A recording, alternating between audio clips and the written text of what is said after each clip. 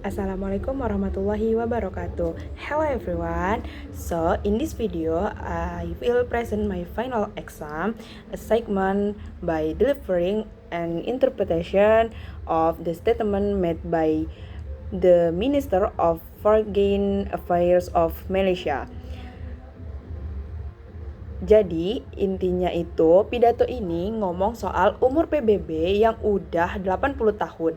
Tapi kenyataannya dunia belum juga jadi tempat yang lebih adil. Genosida masih terjadi, penjajahan masih hidup dengan bentuk baru. Dan hukum internasional sering diabaikan terutama oleh negara kuat. Fokusnya itu jelas ke Palestina, khususnya Gaza. Malaysia bilang dunia dan PBB udah gagal melindungi rakyat Palestina.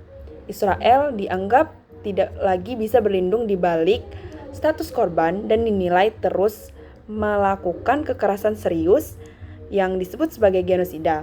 Karena itu, Malaysia menuntut tindakan nyata, termasuk sanksi, bukan cuma pernyataan simpati.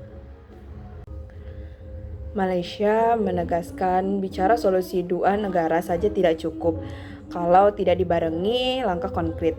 Ada 3 hal yang penting yang harus kita lakukan. Yang pertama, menindak pihak yang melakukan pendudukan. Yang kedua, mendukung pembangunan negara Palestina yang benar-benar berdaulat.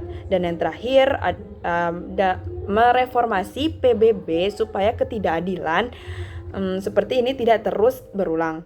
Pidato ini juga mengkritik Dewan Keamanan PBB yang sering macet karena hak veto. Malaysia mendorong agar suara mayoritas negara lewat Majelis Umum lebih dihargai. Hak veto dipertanyakan dan mekanisme lain dipakai supaya PBB tidak terus lumpuh. Sebagai ketua ASEAN, negara Malaysia menjelaskan peran ASEAN dalam menjaga stabilitas kawasan, termasuk memediasi konflik, menangani krisis Myanmar, dan memastikan Asia Tenggara serta Laut Cina Selatan tidak jadi ajang persaingan negara besar. Semua pihak diminta menghormati hukum laut internasional. Malaysia juga membawa isu global selatan. Negara-negara berkembang dinilai terus merugikan oleh sistem ekonomi global yang tidak adil, kurang pendanaan, dan minim peran dalam pengambilan keputusan dunia. Menurut Malaysia, dunia tidak akan adil kalau global selatan terus dipinggirkan.